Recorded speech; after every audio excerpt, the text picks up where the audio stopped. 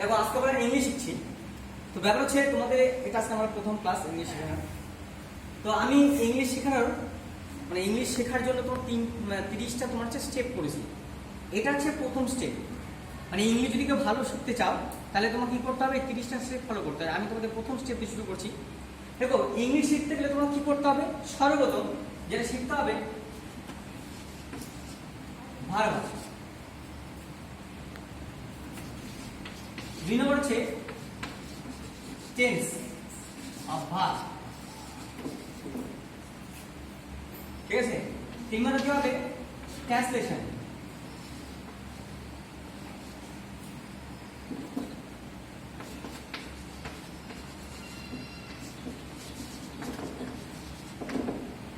ঠিক আছে, মোটামুটি প্রথম অবস্থায় 3টা শিখে তুমি যে কোনো মোটামুটি ভাবে তোমার ইংলিশ মোটামুটি শিখতে পারবে প্রথম স্টেপ। ব্যাপারটা কি দেখো, সবাই বলে যে তোমার টেন্স শিখলে ইংলিশটা হয়ে গেল, কিন্তু তুমি ভার্বাল যদি না পড়ো, ভার্বাল বোঝো? ওই যেমন তোমার ছোট থাকে ডু, ডিড, ডান, উপর লেখা থেকে প্রেজেন্ট, এটা পাস্ট, এটা পাস্ট পার্টিসিপল, তাই কি না?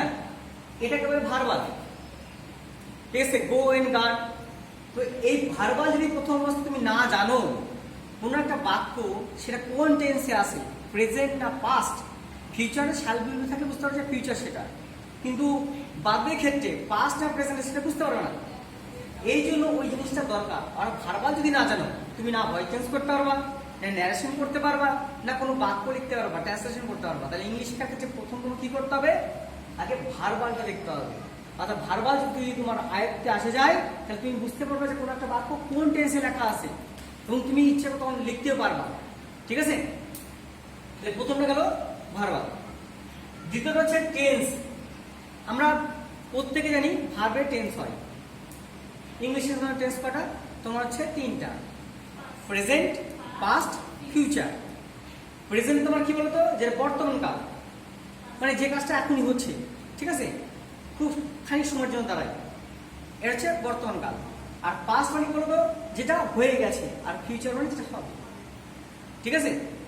এর প্রত্যেকটার প্রতিটা তিনটে ভাগ আছে। তো এই 3টা ভাগের আবার 4টা করে ভাগ আছে প্রত্যেকটার, ধরো তোমার 12টা ভাগ। আচ্ছা, যখন আমরা পরে টেন্স নিয়ে আলোচনা করবো তখন আমরা দেখবো। এবার তারপরে একটা ট্রান্সলেশন, ঠিক আছে, যে কোনো একটা বাংলাকে, কোনো একটা বাংলা বাক্যকে আমরা কিভাবে ইংলিশে তোমার হচ্ছে চেঞ্জ করবো, বুঝতে পারছো তো? এবার মনে রাখবা এই 3টা হচ্ছে প্রথম স্টেপের মধ্যে পড়ে। তুমি যদি 3টা স্টেপ ভালো করে তোমার যদি জানা থাকে, তাহলে তুমি ইংলিশে কোনো অসুবিধা হবে না, যে কোনো বাক্য লিখতে বা পড়তে সাধারণত তোমার হচ্ছে হবে।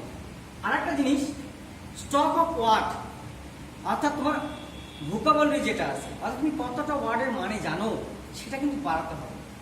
এবার তোমরা যখন নোট বই থেকে তোমার হচ্ছে উচ্চারণটা পড়ো, বেশিরভাগই ভুল করো কি, কাট ওয়ার্ড পড়ো না।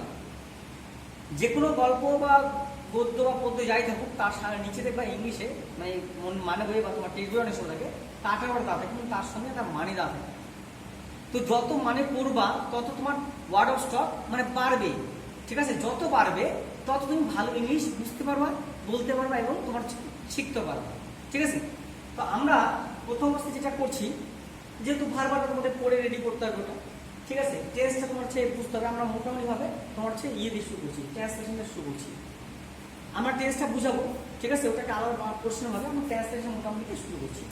এবার ট্রান্সলেশন ব্যাপারটা কি, দেখো কোনো একটা বাংলা বাক্যকে ইংলিশে রূপান্তরিত করার আগে সাধারণত আমরা বাংলা থেকে ইংলিশ ট্রান্সলেশন করবো, ঠিক আছে। সেটা অন্য ভাষার ক্ষেত্রে অন্যরকম হতে পারে।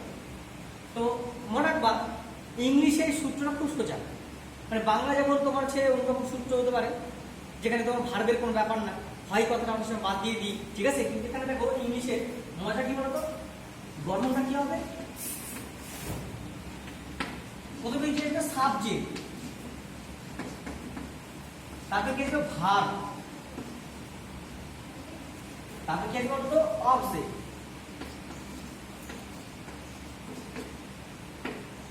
এবার তুমি সাবজেক্ট কাকে বলবা, সাবজেক্টটা বুঝবা কি, কোন এই বাক্যটা সাবজেক্ট কি।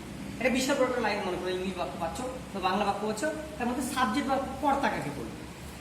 দেখো ওই বাক্যটা কে দিয়ে প্রশ্ন করলে ইংলিশ থেকে ভুল বলি, সেটা দিয়ে প্রশ্ন করলে যে উত্তর আসবে সেটা হচ্ছে সাবজেক্ট। রাম ভাত খায়, এখানে কে খায়, রাম, ঠিক আছে, ইংলিশে হতে প্রশ্ন করলে তুমি উত্তর পারবে রাম। তাহলে এই রামটা হচ্ছে সাবজেক্ট। আমি একটা বাক্য দিয়ে বলছি,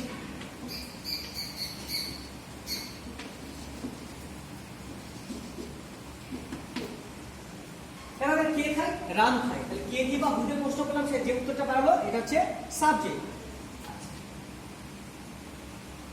এবার কি বা কাকে দিয়ে প্রশ্ন করে যে উত্তর পারবে সেটা হচ্ছে অবজেক্ট।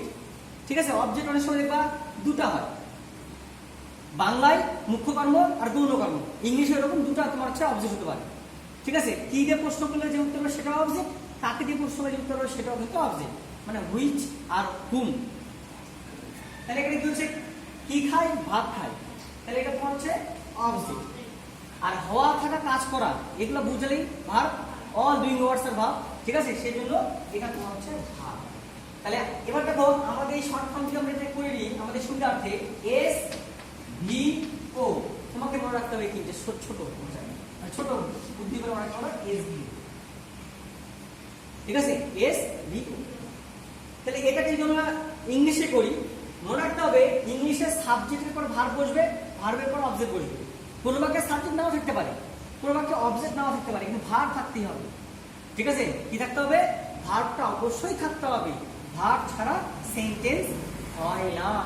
ইংলিশ বাক্যের ভার্বটাই প্রাণ। এমনও বাক্য আছে, মানে পৃথিবীর সবচেয়ে ছোট বাক্য কোনগুলো বলো তো? এই ধরো নাও, গো, যাও, না সাবজেক্ট আছে না অবজেক্ট আছে, একরকম ডু। ঠিক আছে, এগুলো কিন্তু নিজে একটা বাক্য, বুঝতে পারছো তো? তো তার মধ্যে এখানে সাবজেক্ট আর অবজেক্ট না থাকলে হবে, ভার্ব থাকতে হবে। ঠিক আছে, আর নিয়ম রাখতে হবে, মনে রাখতে হবে ভার্বটা কিন্তু মাঝখানে বসে, সাবজেক্টের পর বসবে, তারপরে অবজেক্ট। বুঝতে পারছো তো? বাংলা যেমন রাম একদিন ছাত্র বললাম, রাম হয় ছাত্র বলার দরকার নেই, রাম একদিন ছাত্র বলে বুঝে নিলাম যে ওখানে তোমার হচ্ছে ভার্বটা উঠে গেল, কিন্তু এখানে দিতেই হবে। এটা কি বাংলা আমরা ট্রান্সলেশন, মানে ইংলিশে ট্রান্সলেশন করলে কি হয় বলতো? রামের ইংলিশ তো রামই, নামের কোনো চেঞ্জ হয় না, রাম। এবার দেখো খায়, খাওয়ার ইংলিশ কি? খাওয়ার ইংলিশ কি? ওই যে ভার্বাল থেকে মনে রাখতে, মানে পড়লে তোমরা মনে রাখতে পারবা, ইট মানে খাওয়া, প্রেজেন্ট টেন্স।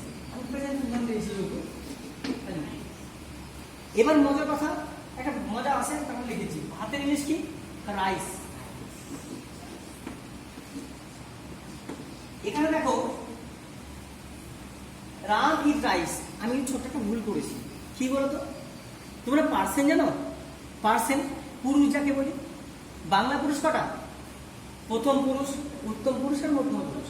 ইংলিশে একরকম পার্সেন্ট হচ্ছে তিনটা, first person, second person, third person. First person কি? আই আর উই। Second person you. ঠিক আছে, থার্ড পার্সন কি? হি, সি, রাম, শ্যাম, যদু, মধু আর তারা। বুঝতে পারছো তো? বাংলা যেটা তোমার হচ্ছে উত্তম পুরুষ, সেটা এখানে ফার্স্ট পার্সন, মধ্যম পুরুষ সেকেন্ড পার্সন, প্রথম পুরুষটা হচ্ছে থার্ড পার্সন।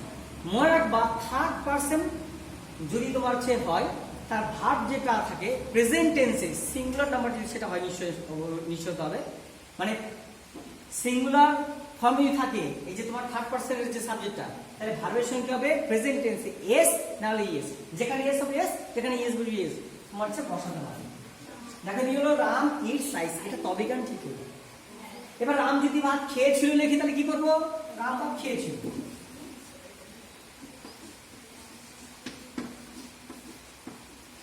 তাহলে কি করতাম? দেখো ভাতের ইংলিশ আর রামের ইংলিশ তো একই, কোনো চেঞ্জ হচ্ছে না, খালি খাওয়াটার ইংলিশ চেঞ্জ হবে। ওই ভার্বাল যারা মুখস্থ করবে দেখবা কি আছে, ইট, ইট হচ্ছে প্রেজেন্ট টেন্স, এট হচ্ছে পাস্ট টেন্স, আর ইটিন হচ্ছে পাস্ট পার্টিসিপল বা থার্ড ফর্ম। তাহলে আমরা কি লিখবো? খেয়েছিল, কোন হবে? এট। তাহলে বুঝতে পারছো যে এই হলো তোমার হচ্ছে ইংলিশ। বাংলার থেকে ইংলিশ অনেক সোজা যদি বুদ্ধি করে করো। মনে রাখবা ইংলিশ সাবজেক্টটা তোমার উপর সবকিছু ডিপেন্ডেন্ট। অঙ্ক করতে গেলে বা ফিজিক্স পড়তে গেলে কি লাগে? মাথা লাগে, মানে মাথায় কাজ লাগাতে হবে। বাংলা, ইতিহাস এগুলো পড়তে গেলে কি লাগে? মন লাগে, মন দিয়ে পড়ছে।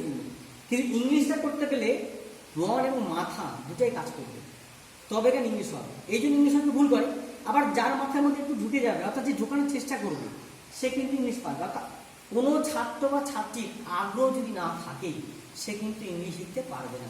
তো আমাদের এই প্রথম স্টেপ বলছি আমি, 30টা স্টেপে ভাগ করেছি আমি, মানে আমার মানে ইংলিশ শেখানোর যে পদ্ধতি, তার মধ্যে প্রথম স্টেপে তোমরা কি দেখলা? সর্বপ্রথম দেখলা ভার্বাল। ঠিক আছে, ওই যে তোমার লিস্টটা টনটা যেন থাকে সবার, তবে তুমি ইংলিশ দেখতে পারো, পড়তে বুঝতে পারো। তারপরে কি দেখলো টেন্স, তারপর আমি কি লিখলাম ট্রান্সলেশন। এবার ওই দুটো তো তোমার হচ্ছে টেন্সের নিয়ম আলাদা আছে, আলাদা করতে হবে। এবার আমরা মোটামুটি তোমার ভার্বালটা তোমরা বাড়িতে পড়ে মুখস্থ করে নিবা। এইবার আমরা ট্রান্সলেশন করছি, তাহলে দেখো তো সাবজেক্ট ভার্ব অবজেক্ট করে আমরা ট্রান্সলেশন করছি। এরকম একটা উদাহরণ বাক্য বলো দেখি, এরকম একটা বাক্য বলো,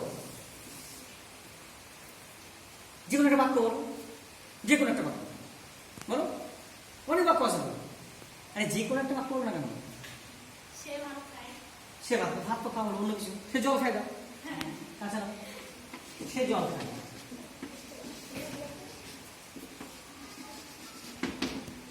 দেখো এই জল খাওয়ার ব্যাপার আছে, আমরা বাংলায় সবকিছু খাই, কিন্তু ইংলিশে কিন্তু জল খাওয়ার ইংলিশে কি পান করা, মানে ড্রিঙ্কিং, জল খাওয়া মানে পান করা, ঠিক আছে।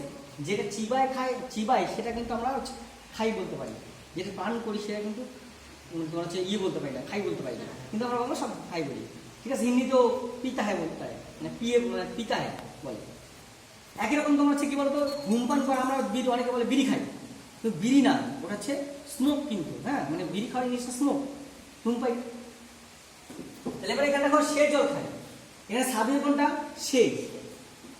কি দিয়ে প্রশ্ন করলাম, কি খায়, জল খায়, তাহলে অবজেক্ট কোনটা, এটা।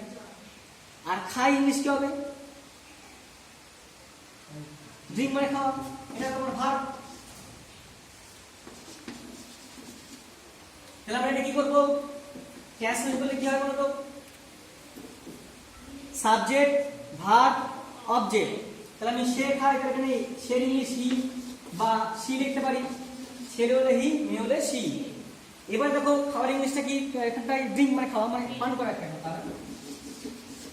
ড্রিঙ্ক। আচ্ছা, তারপরে কি লিখবো, জলের ইংলিশ কি, ওয়াটার। এবার একই রকম দেখো সে থার্ড পারসন সিঙ্গেল নাম্বার, তাহলে তার ভার্বের সঙ্গে এস বাই এস বসবে, ড্রিঙ্কের সঙ্গে এস দিয়ে হয়ে যায়, তাহলে ড্রিঙ্কস ওয়াটার। আর দেখো বাক্য লেখার পর ফুল স্টপ দিয়ে না দাও, কিন্তু বাক্য সম্পূর্ণ হলো না। বাংলা যেমন দাঁড়িয়ে, ইংলিশ এটা ফুল স্টপ। তাহলে বুঝতে পারছো ব্যাপারটা কি, দেখো এটা কিন্তু সরাসরি বিবৃতিমূলক বাক্য, কোন এর মধ্যে জানি অ্যাসার্টিভ সেন্টেন্স। এবার দেখো এটা কিন্তু হ্যাঁ বোধ, এটাকে না বোধ করলে কি করতাম, বললাম সে জল খায়, সে জল খায় না, তাই কি হতো, মনে রাখবা যে সমস্ত বাক্যে, এটা আমি যদি আলাদা একটা ভিডিও করে তোমার দেখাবো, মানে তোমার হচ্ছে অন্য একটা ইয়েতে মানে যখন করা মতন আমি দেখাবো, আমি জাস্ট বলছি সে জল খায় না। মনে রাখবা যে সমস্ত বাক্যে লিঙ্কার বোঝো, ইজ এ মা, মানে তোমার লিঙ্কার আছে, এটা অলরেডি সরকার বাদ দাও, এমনি তোমার সাহায্য করে পারো, হেল্পিং বারগুলো থাকে না, ইজ এ মা, was were, shall be, will be, modal যেগুলো থাকে ক্যান, কুড, মে, মাইট, এছাড়া হ্যাভ, হ্যাজ, ঠিক আছে।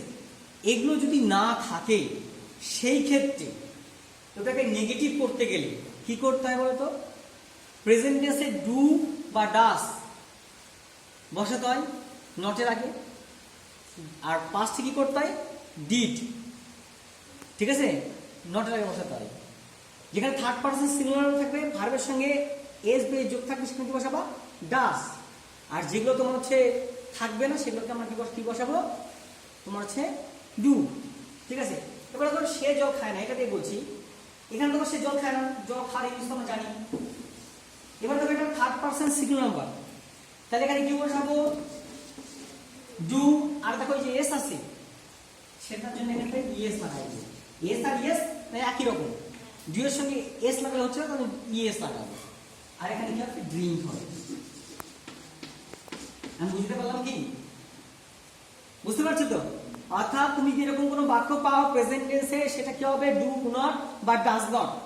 থার্ড পারসন সিঙ্গুলার নাম্বার হলে কি হবে, ডাজ নট। অন্য হলে সেটা কি হতো, তোমার সে ডু নট। এটা যদি পাস্ট থাকতো, ঠিক আছে, সে জল খেয়েছিল না বা খায়নি লিখলাম,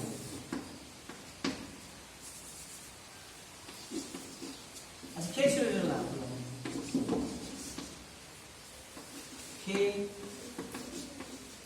ছিল না, তাহলে কি হবে, দেখো এটা পাস্ট থাকার জন্য কি করতে হবে, সরি নটটা সাথে দিয়েছি, নটটা কোথায় লিখবো? নটটা তো লিখিনি। দেখো তখন এটা আগেকার কিন্তু নটটা ছাড়া পড়ে গেছিল কিন্তু ইবাসি ডাজ নট ড্রিঙ্ক ওয়াটার। এবার যখন একটা পাস্ট টেন্স থাকে যে না থাকার জন্য কি করতে হবে? নটটা বসাতে হবে। এটা কি হবে? ডিড নট হবে। কি হবে এটা? Did not. ছোট করে লিখে দিতে হবে।